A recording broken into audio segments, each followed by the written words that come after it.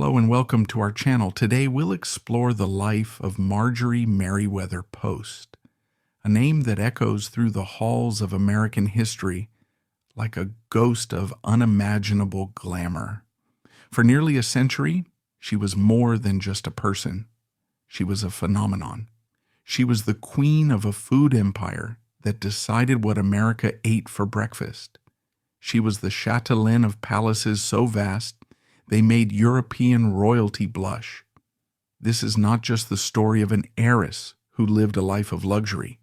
This is the story of a woman who built her own world, a titan who shaped the American century, and who, in the end, discovered that all the money on earth can't build a fortress against the fragility of the human heart. To understand the queen, you must first understand the kingdom that forged her. Marjorie was born in 1887, a child of the Gilded Age. It was an America of violent contradictions, of staggering wealth being built on the backs of desperate poverty. It was the age of the railroad baron, the steel magnate, the oil tycoon. They were men who bent the world to their will, creating vast dynastic fortunes that were the new American equivalent of royalty. But Marjorie's story doesn't begin in the marble mansions of Newport or Fifth Avenue. It begins in the quiet heartland with a man on the brink of collapse. Her father, Charles William Post, known as C.W., was a brilliant but tormented soul. A traveling salesman of agricultural machinery, he was plagued by chronic illness and what was then called nervous exhaustion. His body and mind simply gave out. In desperation, he checked himself into the Battle Creek Sanitarium in Michigan, a world-famous health spa run by the eccentric and visionary Dr. John Harvey Kellogg. Yes, that Kellogg. At the San, C.W. was subjected to Kellogg's peculiar regimen of vegetarianism, hydrotherapy, and strict abstinence. While he found little relief in the treatments, he was fascinated by the foods, particularly Kellogg's creation of a flaked wheat cereal. C.W. saw a commercial opportunity that Kellogg, more of a health evangelist than a businessman, had overlooked. After leaving the sanitarium still unwell, but with a fire of inspiration lit within him, C.W. began to experiment in a small white barn in Battle Creek. He was on a mission. He tinkered with wheat, molasses, and bran, seeking to create a healthy alternative to the greasy, heavy breakfasts of the day. His first success was a cereal-based coffee substitute he called Postum.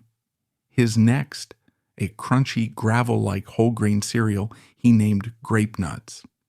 C.W. wasn't just an inventor, he was a marketing prodigy. He poured enormous sums of money into nationwide advertising, something few had done before. He penned his own copy with catchy slogans like, "There's a reason," promising consumers health, vitality, and success. He sold an idea, a lifestyle, and America bought it. The Postum cereal company exploded, and C.W. Post became one of the country's new food barons, a direct and bitter rival to his former host, Dr. Kellogg. And at the heart of this burgeoning empire was his only child, his daughter, Marjorie. From her earliest years, C.W. made a decision that was nothing short of revolutionary for his time. He saw her not as a daughter to be married off to a European prince, but as his heir, his successor, the future custodian of everything he was building. While other girls her age were learning needlepoint, Marjorie was learning business. Her father would bring her into the factory, explaining the machinery. He would sit her down with annual reports, teaching her the arcane language of assets and liabilities. Most astonishingly, he would take her, a child, to sit in onboard meetings, instructing her to listen, to observe the dynamics of power, to understand how men spoke and argued and made decisions. He was grooming his princess to be a CEO. This unorthodox education would become the bedrock of her entire existence, the foundation of her unshakable confidence. He gave her the keys to the kingdom, long before she was old enough to drive. But the kingdom came with a terrible price. C.W. Post, the man who sold health and vitality to millions, could never secure it for himself. He continued to suffer from chronic illness and debilitating bouts of depression. In the spring of 1914, while at his winter home in Santa Barbara, California, the darkness finally consumed him. He ended his own life. The news was a profound shock, a scandal that was whispered about in hushed tones across the nation. For Marjorie, it was a cataclysm. Her father, her mentor, the architect of her world, was gone. And so at the age of 27, Marjorie Merriweather Post, a young wife and mother of two, became the sole owner of the Postum Cereal Company and one of the largest personal fortunes in America. She was suddenly adrift in a world of powerful men who saw her as little more than a decorative figurehead. They assumed she would retreat, grieve, and let them run the company. They were about to learn just how much she had paid attention in those boardroom meetings. Marjorie's first marriage to a handsome New York investment banker named Edward Bennett Close was a product of her social class. It was a suitable match, and it gave her two daughters, Adelaide and Eleanor. But it quickly became clear that the life of a conventional society wife was a cage far too small for her ambitions. Edward was a man of old money and traditional values. He couldn't comprehend his wife's deep, ingrained need to be involved in the business. She wasn't content to simply spend the money. She needed to make it grow, to honor her father's legacy. The rift between them widened until it was irreparable. They divorced in 1919. It was the first of many times Marjorie would be forced to choose between a conventional marriage and her own fierce independence. Her next choice of husband was a man who seemed for a time to be her perfect counterpart. Edward F. Hutton was everything her first husband was not. He was a titan of Wall Street, a financial genius with a daring, speculative spirit that matched her own. When they married in 1920, they became the undisputed power couple of the Roaring Twenties. Their partnership was electric. She had the industrial base and the controlling interest. He had the Wall Street savvy to leverage it into an empire. Together, they embarked on a breathtaking expansion. Marjorie had a vision. She understood that the future of food was not just in breakfast cereal. The American family was changing, and she wanted to own every shelf in their pantry. With Hutton executing the financial strategy, the Postum Company began to acquire a stunning portfolio of iconic American brands. In 1925, they bought Jell-O, the jiggly dessert that had become a national sensation. Next came Swansdown cake flour and Minute tapioca. In 1927, they acquired Walter Baker and Company, the nation's oldest chocolate maker, and Franklin Baker, a leader in coconut products. The following year, they added Maxwell House Coffee, a brand so popular that Theodore Roosevelt himself had declared it good to the last drop. She was assembling a culinary arsenal.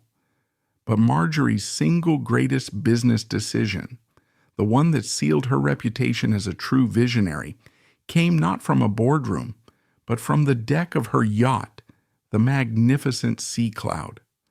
One day while sailing, she was served a meal that had been frozen. As was common at the time, upon thawing, it was a tasteless, mushy disaster. But the experience planted an idea. Shortly thereafter, she heard whispers of an inventor, a brilliant and eccentric man named Clarence Birdseye. Birdseye, during a fur-trapping expedition in Labrador, had observed how the Inuit people could freeze fish almost instantly in the brutal Arctic temperatures. When thawed months later, the fish tasted remarkably fresh. He realized the secret was the speed of the freezing process. He developed a method of flash freezing food between two refrigerated metal plates, and founded a small, struggling company to sell his products. Marjorie was intrigued. She had some of his frozen vegetables and fish sent to her yacht. She tasted them and was instantly converted. This wasn't the mushy mess she'd had before. This was fresh, delicious food. She saw the future in that meal. She saw a world where families could have fresh peas in January, where working women could prepare meals in minutes. It was a revolution on a plate. Bubbling with an excitement she hadn't felt in years, she brought the idea to the all-male board of directors at Postum. They were appalled. They saw a litany of problems. Most American homes didn't have reliable freezers. Grocery stores weren't equipped with freezer cases. The transportation network didn't exist. It was too expensive, too risky, too far ahead of its time. They politely but firmly told her no. This was the moment that defined her. This was her father's daughter in action. She did not plead or cajole. She looked at the room full of men who controlled the day-to-day operations of her company and reminded them of a fundamental truth. She was the owner. Accounts of the meeting say she stood her ground, using her formidable intelligence and sheer force of will to argue her case. She didn't just see a product, she saw the entire system needed to support it, and she was prepared to build it. She won them over. In 1929, for the then staggering sum of $22 million, the Postum Company acquired Bird's Eye Seafoods. That same year, in a move that cemented her empire, she oversaw the final consolidation of all her acquired companies under a new, powerful name, the General Foods Corporation. Just as the stock market was about to crash and plunge the nation into the Great Depression, Marjorie Merriweather Post had created one of the most resilient and diversified food conglomerates on Earth. She had forever changed the American dinner table. As her business empire soared, so too did her personal world. Marjorie and E.F. Hutton lived a life of almost mythical opulence. Their fortune was now beyond measure, estimated at over $250 million. And Marjorie believed that wealth on that scale came with an obligation to live beautifully, to create spaces that would inspire awe and delight. She became one of the great builders and tastemakers of the 20th century. Her first monumental project was a direct result of her marriage to Hutton. He had built a brokerage office in the burgeoning resort town of Palm Beach, Florida, and Marjorie decided they needed a home to match his ambition. But she wasn't going to build just any home. She was going to build a legend. She spent years acquiring a prime strip of land that stretched from the Atlantic Ocean to the Lake Worth Lagoon. She hired the famed architect Marion Sims Wyeth, and together they envisioned a fantasy palace, a Hispano-Moresque castle with a soaring 75-foot tower. The construction of Mar-a-Lago, which translates to Sea to Lake, was an epic undertaking. It took 4 years and cost a jaw-dropping $7 million. Marjorie obsessed over every detail. She had 36,000 antique Spanish tiles incorporated into the design. She imported entire rooms from European villas and had 3 boatloads of Dorian stone brought from Genoa, Italy, for the exterior walls. The living room had a ceiling gilded in gold leaf, a replica of a ceiling in a Venetian palace. With 126 rooms spread over 62,000 square feet, it was one of the most magnificent private homes ever built in America. Mar-a-Lago was not just a home, it was a stage, and Marjorie was its brilliant director. For the next several decades, it was the undisputed epicenter of Palm Beach society, the Winter White House, long before she offered it to the government. Her parties were legendary for their scale and their eclecticism. One night, she might host a formal state dinner for the Duke and Duchess of Windsor. The very next night, she would roll up the priceless Oriental rugs, hire a band, and host a lively square dance for hundreds of guests, with Marjorie herself, dressed in a simple cotton skirt, calling out the steps with infectious glee. She was an exacting hostess, meticulously planning every menu, every floral arrangement, every detail. To be a guest at Mar-a-Lago was to step into a world of perfect, curated beauty. Beyond Florida, she presided over 2 other personal kingdoms. In the Adirondack Mountains of New York, she owned Camp Topridge, a sprawling, luxurious wilderness retreat. It was a rustic fantasy camp for the ultra-rich with over 60 buildings, including a main lodge and dozens of private guest cabins, each with its own fireplace and butler. And in Washington, D.C., she purchased Hillwood, a grand Georgian estate that she would lovingly transform into a showcase for her growing art collection. Her domain also extended to the high seas.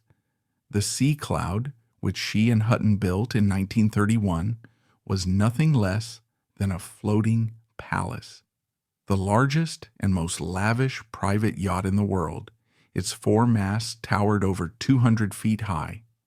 Below deck, it was a masterpiece of Art Deco design, with marble bathrooms, gold-plated fixtures, and walk-in fireplaces. It was on the decks of the Sea Cloud that Marjorie entertained statesmen and sailed the world, an empress on her own private ocean. But as the 1930s wore on, the gilded facade of her life began to crack. While their business partnership had been a staggering success, her marriage to E.F. Hutton was crumbling. He was unfaithful, and his infidelity was a public humiliation that Marjorie, for all her power, could not abide. In 1935, she filed for divorce, once again asserting her independence. The power couple of the decade was no more. True to form, Marjorie did not remain alone for long. Her third husband, Joseph E. Davies, was a departure from the financiers and businessmen she had known. He was a successful corporate lawyer with powerful political connections and immense ambition. Shortly after their wedding in 1935, President Franklin D. Roosevelt handed Davies a posting that would plunge Marjorie into the most alien and dangerous environment she had ever encountered. He was to be the new U.S. ambassador to the Soviet Union. In 1937, Marjorie Merriweather Post, the queen of American capitalism, arrived in the heart of Stalin's Moscow. It was the height of the Great Purge, a time of unimaginable terror, show trials, and secret executions. The city was grim, gray, and gripped by paranoia. It was a world away from the sun-drenched splendor of Mar-a-Lago. Yet it was here, in this bleak and oppressive landscape, that Marjorie discovered a new, all-consuming passion. The Soviet government, desperate for hard currency to fund its rapid industrialization, was systematically liquidating the art, jewels, and historical treasures that had been seized from the Russian imperial family, the aristocracy, and the Orthodox Church. Palaces and museums were being emptied of their contents. It was, essentially, the greatest state-sponsored garage sale in history. While many Western diplomats were hesitant to purchase what was essentially stolen property from a brutal regime, Marjorie and Ambassador Davies saw a historic opportunity. With her keen eye, her deep appreciation for craftsmanship, and her nearly limitless funds, Marjorie began to collect. She became a fixture at the state-run commission shops, carefully examining objects that had once graced the private chapels of the czars or the boudoir of grand duchesses. The collection she amassed was breathtaking. She acquired 2 of the legendary Imperial Fabergé Easter eggs, including the exquisite 12 monograms egg. She bought chalices encrusted with diamonds and emeralds, delicate Sèvres porcelain services that had belonged to Catherine the Great, and a vast collection of Russian Orthodox icons, their golden halos shimmering with centuries of devotion. This raises one of the most complex questions of her life. Was she a cultural savior rescuing these irreplaceable masterpieces from being melted down or destroyed? Or was she simply a wealthy predator, benefiting from the plunder of a totalitarian state? The answer is not simple. She undoubtedly saved many of these objects from oblivion. Her love for their beauty and history was genuine and profound, but the context cannot be ignored. She was buying art while the people around her were disappearing into the gulags. This venture into the dark heart of 20th century history added a layer of moral complexity to her character, revealing a woman who was not just a socialite, but a shrewd and determined collector, unafraid to operate in the gray areas of power and politics. When she returned to America, she brought these treasures with her, redesigning her Hillwood estate to be the perfect showcase for her magnificent Russian collection. Her marriage to Joe Davies was her longest, lasting 20 years. He provided her with a level of political access and international standing she had never known. But it, too, eventually soured. They divorced in 1955. At the age of 71, she married for a fourth and final time to Herbert A. May, a wealthy Pittsburgh businessman. This marriage was brief and unhappy, ending in divorce in 1964. The pattern was undeniable. Marjorie was a woman who could not find a man who was not either eclipsed by her shadow or interested in her fortune. In her quiet moments, she must have reflected on the great irony of her life. She, who could control a multinational corporation, build architectural wonders, and amass a world-class art collection, could never quite succeed in the simple human art of a lasting partnership. As she aged, Marjorie turned her formidable energies toward her legacy. Her philanthropy, which had always been a part of her life, became a central focus. During World War I, she had personally financed an entire army field hospital in France, an act of generosity so great that she was awarded the French Legion of Honor.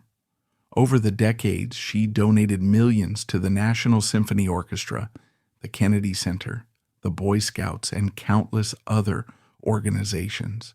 She gave quietly and consistently, viewing her wealth as a public trust. She began to plan for the future of her beloved homes.